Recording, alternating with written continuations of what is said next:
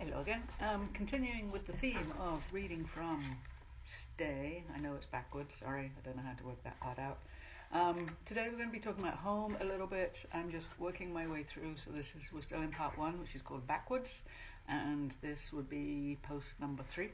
And today we're talking about New Mexico. So yes, you can tell by my accent I grew up in England, but I've called New Mexico home for close to 30 years. I mean, I've come and gone a lot, and I've lived in Tennessee and North Carolina and Vermont and California, San Francisco, and gone to Guatemala, gone to Mexico, come in and out a whole bunch of times, but I keep going back to Madrid, New Mexico, actually. So a small little town south of Santa Fe, up in the mountains. It used to be a gold mine town and coal town and all of these different things, and then it became a ghost town for a while until the 70s, and I started living there in the mid-90s, on and off.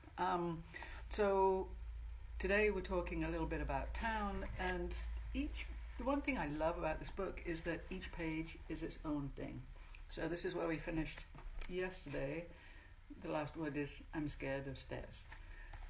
So the way this book works is that each page has its own theme or its own little story or an image or photos, cartoons, and they're not going to make chronological sense because it's not like I was 10, I was 11, I was 12, but as you listen to everything, if you're still curious, go back to the beginning, go back to the prologue, and you'll hear the climax, the dramatic point that instigated me writing all of this and trying to work out what is a sense of home, where do I feel safe. So today is just a couple of short little pieces, actually one piece I think, and this is called Vermont, 2017 to 2018, starting over. In New Mexico, I'd gone as far as I could as a writer on my own, wide open landscapes and limited writing opportunities.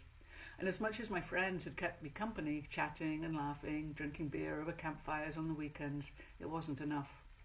I'd even ignored the stress of living with the threat of neighbours' dogs attacking us and focused instead on new beginnings. I hadn't noticed the pattern of leaving home because of bullies, real and imagined. Bromsgrove, London, Ojo Caliente, and now again. If I'd wondered why I always had to move after a year or two, even though I'd come back head down, I'd focused on the idea it was my mum and dad's fault for making me a leaver, capital L. As a kid, home didn't always feel safe, not enough to relax, and so therefore, I reckoned, they were the reason why I couldn't stick around in any single community or keep a home for myself.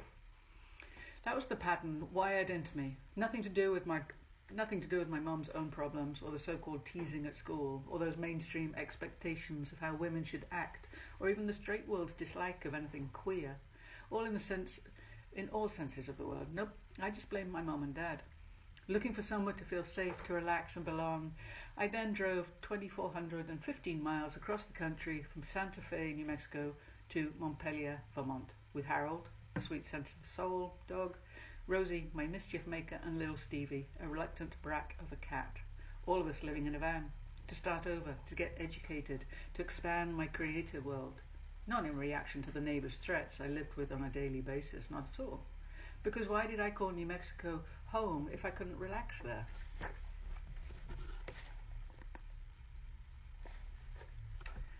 What will you sacrifice in order to feel safe?